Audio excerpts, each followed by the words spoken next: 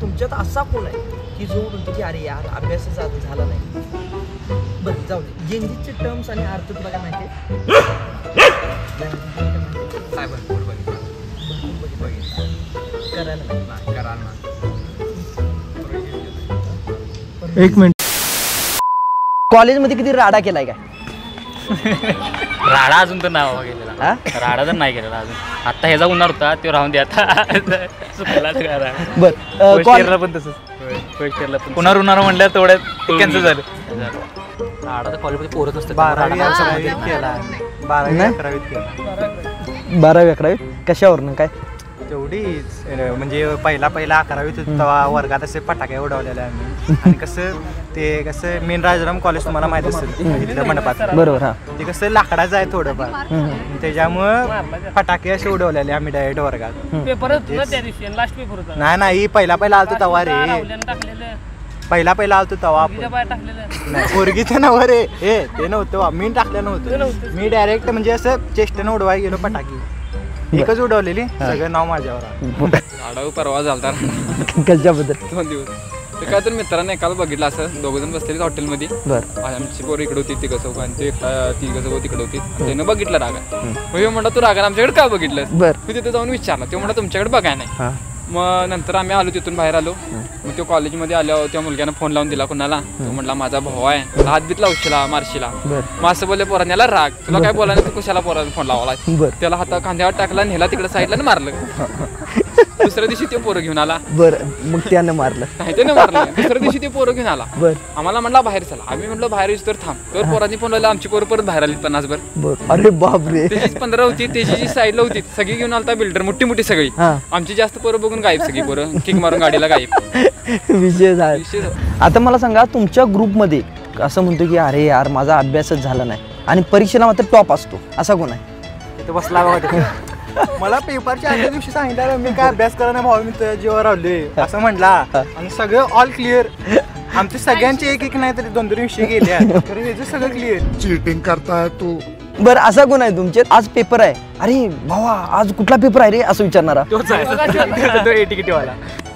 एक आहे, एक नाही सगळीच आहे जवळपास.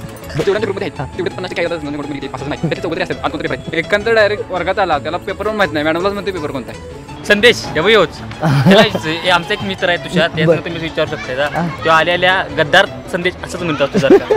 त्याचा विषय होता. तो म्हणला काय लिहिलेलं नाही. बरं. काय झालेलं नाही अभ्यास, नापास आहे, पैसे भरणार एका म्हणायला लागली. तर काय झालं, रिझल्ट लागला आणि यो पास झालाय, टीचर नापास झाला, तो नापास झालाय. ह्यूमन बिहेवियर के बारे में उस दिन हमने कुछ जाना. दोस्त फेल हो जाए तो दुख होता है, लेकिन दोस्त फर्स्ट आ जाए तो ज्यादा दुख होता है.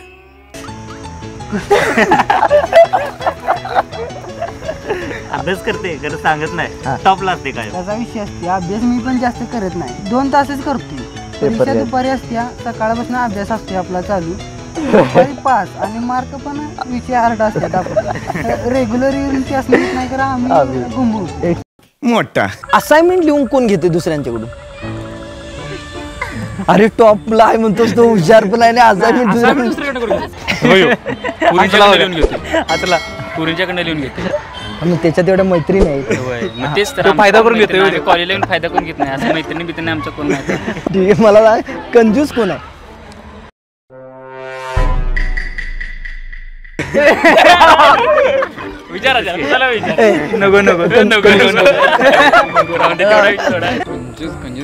कंजूस पण आला. पैसे जरी असले तरी म्हणणार माझ्याजवळ पैसे नाही, तूच घाल. अशी लई जण आहेत, बरीच जण आहेत. बरीच जण. मला सांगा, कॉलेजला अमावस्या पौर्णिमेला येणार कोण? तोच आहे. सगळे पान आज इकडे सगळीच आहे. कारण मी तर इकडे नसतोय कधी, वर्षातनं फक्त पेपर द्यायला येतोय. आणि मी आलो तरी येतात सगळी, बाकी कोण कॉलेजला येत नाही का? मला सांग, फ्लर्ट कोण करतंय? फ्लर्ट आता मीच करतोय. काय खांदे मोजता येतात का तुला? नाही. सोपं आहे. 1 2 3 4. आम्ही बऱ्यापैकी मुलींचे आताच झाला. तेवढ्यासाठीच थांबले. आता तेवढ्यासाठीच थांबला, आम्हाला घेऊन थांबलाय. या कामासाठी थांबतोय आणि याचं काम करतो. जोर जोर से बोल के लोगों को स्कीमें बता दे. आता तुम्हाला म्हणते तिकडे जाऊया कशासाठी तिकडून कारण वेगळं आहे. तिकडून मुली जायचं येतं नको रे, व्हिडिओ काय बरोबर आहे. मुलं कॉलेजला आल्यावर त्यांना स्वातंत्र्य मिळतंय, फ्रीडम मिळतोय, काय त्यांच्यावर जबाबदाऱ्या पडतात, काय वाटतं तुला? दोन्ही पण होते खरं तर, म्हणजे ते घेणाऱ्यावर असते. काय जो मुलगा असा म्हणजे फ्रीली आहे किंवा उडाण टप्पूचं म्हणूया आपण त्याला, ते फ्रीली असतोय कॉलेजमध्ये. बरं, हे चला एन्जॉय करूया, गावाकडे अडवतात आपल्याला, कुठं बाहेर जाऊ देत नाही, तिथं कोण विचारत नाही, चला पोरीसनी घेऊन जाऊया, हे करून जाऊया, असं जी करतात. ज्यांना घरातल्यांची जाणीव नाही त्यांच्यासाठी निवांत लाईफ आहे. तर ज्यांना कळतंय बाबा घरातल्या आपल्या परिस्थिती काय आहे, आई वडील आपलं काय करून आपल्याला घालायला लागल्यात, पैसे कसे देतात आपल्याला गाडीत पेट्रोल टाकायला, ती आपला अभ्यास करतात व्यवस्थित. म्हणजे काय तर पुढं घडायचं आहे आपल्याला, आणि आपल्या आईबाबांनी जे केलंय ते आपण करून दाखवायचं आहे पुढे आपल्या मुलांसाठी वगैरे, आपल्या फॅमिलीसाठी. हे दोन्ही पण आहे ते. बरोबर. कॉलेजमध्ये स्वातंत्र्य, कॉलेजमधून घरला आली की जबाबदारी पडते. असं आहे कॉलेजच्या गेटच्या आत गेले की तेवढं स्वातंत्र्य, कॉलेजच्या गेटच्या बाहेर पडायला की परत जबाबदारी. यंग जनरेशन म्हणून तुला काय वाटतं की शिक्षण पद्धतीत काय बदल झाले पाहिजे? यंग जनरेशन म्हणून आता आम्ही BA करतोय किंवा सायन्सला जी मुलं आहेत, कॉमर्सला जी आहेत, त्यांना डिग्री करून काही उपयोग होत नाही.